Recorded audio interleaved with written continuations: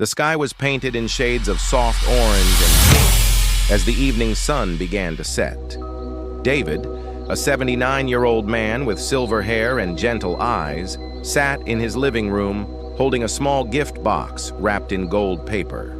Inside was a delicate necklace he had saved up for, something he thought his daughter Emily would love. It was her 15th wedding anniversary. David remembered the day she had gotten married like it was yesterday. The music, the flowers, the way she had looked at her new husband, Mark, with such hope and love in her eyes. As her father, he had felt proud, but also a little afraid. Afraid that maybe her new life would take her far away from him. Still, he had given her his blessing with a smile. Now, after all these years, he wanted to be there to celebrate this milestone with her. He imagined her smile when she saw him walk in. He could already hear her voice. "Dad, you came." He dressed carefully for the evening, clean shirt, pressed trousers, polished shoes. He even put on the navy blue tie Emily had bought him for his last birthday. At his age, he moved a little slower, but his heart was light. The drive to her house was quiet. The streets were full of people heading home from work, but David's mind was on the memories. Birthday parties, family dinners, Christmas mornings, when Emily would run down the stairs as a little girl. When he reached her house, the windows were glowing warmly. He could hear faint laughter and music from inside. Guests were gathered in the living room, glasses clinking, plates full of food. His heart lifted. This was the family he loved. He knocked on the door, the gift box tucked under his arm. After a few moments, it opened. Not to Emily, but to Mark. Mark's smile froze when he saw David standing there. "Oh, David," Mark said, his tone polite but stiff. You didn't get an invitation." David blinked, unsure if he had heard right. "Invitation?" Mark cleared his throat, glancing behind him as if to make sure no one else could hear. "I'm sorry, but this is a private party. Just close friends and my family. You weren't on the guest list." The words felt like a punch in the chest. David's fingers tightened around the gift box. "I'm her father, Mark." "Yes, I know," Mark said quickly, his voice low, almost defensive. "But Emily and I decided to keep it small this year." From inside, David could hear Emily's laughter, bright, happy, unaware that her father was standing outside the door being turned away. He swallowed hard, forcing his voice to stay calm. "I just wanted to wish her a happy anniversary." Mark hesitated, then stepped outside and closed the door behind him. "I'll tell her you stopped by, but maybe it's better if you head home." David nodded slowly, his chest heavy. He wasn't an angry man. Life had taught him patience, but this cut deep. Without another word, he turned and walked back to his car. As he drove away, the sound of music and laughter faded into the distance. The gift box lay on the passenger seat, unopened. That night, David sat alone in his quiet home. The clock ticked loudly in the living room. He placed the necklace back in its drawer. He told himself there had to be a reason, maybe something he didn't know yet, but deep down, a small, painful truth whispered. Sometimes, even the people you love the most can shut you out without warning. The morning after the anniversary, David woke up earlier than usual. Sleep had been restless, broken by moments of staring into the dark, wondering why his own daughter hadn't called to explain. He sat by the kitchen table with a cup of tea, steam curling into the air. Outside, the neighborhood was waking up. Children running to catch the school bus, a dog barking somewhere down the street. But inside his home, it was quiet. Too quiet. David wasn't the type to hold grudges. He had learned in his long life that bitterness was like drinking poison and waiting. For the other person to die, it only hurt you. Still, there was a heaviness in his chest that wouldn't leave. By mid-morning, he decided to call Emily. She answered after a few rings, her voice cheerful at first. "Dad, hi." "Good morning, Emily," David said, his tone calm but with a hint of sadness. "I stopped by last night." There was a pause on the line, so long that David wondered if the call had dropped. "Oh, you did?" she finally said. "Yes," David replied. "I had a little gift for you.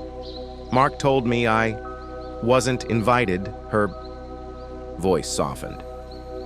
"Dad, it wasn't like that. It was just a small gathering.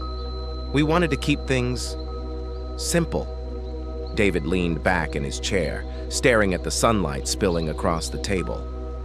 "Small, but big enough for all of Mark's family, I see." Emily sighed. "Please don't make this into something bigger. You know how Mark is.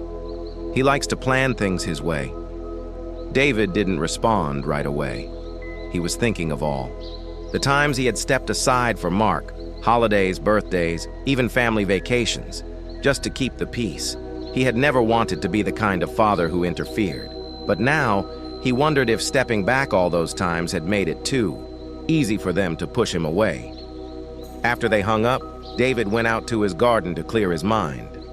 The late summer flowers were still blooming, but the edges of their petals were beginning to curl, a reminder that even beautiful things have their seasons. Later that week, his granddaughter Lily came to visit.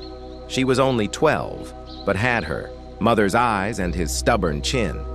They were sitting on the porch eating ice cream when she suddenly blurted out, "Grandpa, why weren't you at Mom's party? I was looking for you." David looked at her, surprised. "I wasn't invited, sweetheart." Her brows furrowed. "That's not true. Mom said you couldn't come because you make Dad uncomfortable." The words landed like a stone in David's heart. "Uncomfortable? Why would I do that?" Lily shrugged, spooning another bite of ice cream. "I don't know, but I heard Dad telling Mom that it's better if you're not around too much." David stayed quiet, forcing a small smile for Lily's sake. Inside, though, the truth was becoming clearer. This wasn't about keeping the party small. It was about keeping him out. That night, David sat at his desk, looking at an old photo of Emily when she was just a little girl. Her hair in pigtails, missing her front teeth, holding his hand like she'd never let go. Somewhere along the years, that grip had loosened, and now it felt like Mark was the one slowly prying her hand away. David wasn't a man who enjoyed conflict, but he knew one thing for certain. He couldn't let this silent wall between them grow any taller, not for his sake, but for Emily's and for Lily's. 2 days after his talk with Lily, David made a decision. He was going to speak to Mark, calmly, directly, and without anger. David had lived long enough to know that silence often allows misunderstandings, or worse, lies, to grow. On Saturday afternoon, he drove to Emily's house. He didn't call ahead. Some conversations couldn't be planned. They needed to happen face to face. When he knocked, it was Mark who answered. His expression shifted quickly. First surprise, then a forced politeness. "Oh, David, this is unexpected." David gave a small smile. "I think it's time we talked." Mark hesitated but stepped aside to let him in. Emily was out shopping with Lily, so it was just the two of them. They sat in the living room, sunlight streaming through the curtains. The silence between them felt heavy, like two stones pressing against each other. "I'll be honest," David began, his voice calm but firm. "I was hurt when you told me I wasn't invited to the anniversary, but more than that, I want to understand why." Mark leaned back, crossing his arms. "It's not personal, David. I think it's better for Emily if we keep some space between us." David's brow furrowed. "Better for Emily, or easier for you?"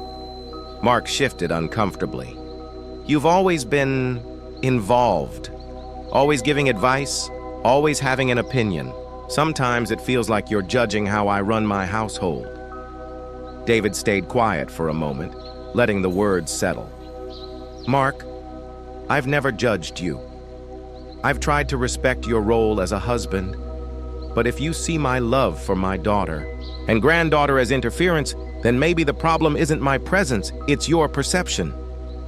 Mark's jaw tightened. You don't understand. Emily listens to you. Too much sometimes. And it makes me feel like my voice doesn't matter. Finally, the truth was in the open. David leaned forward, his eyes steady.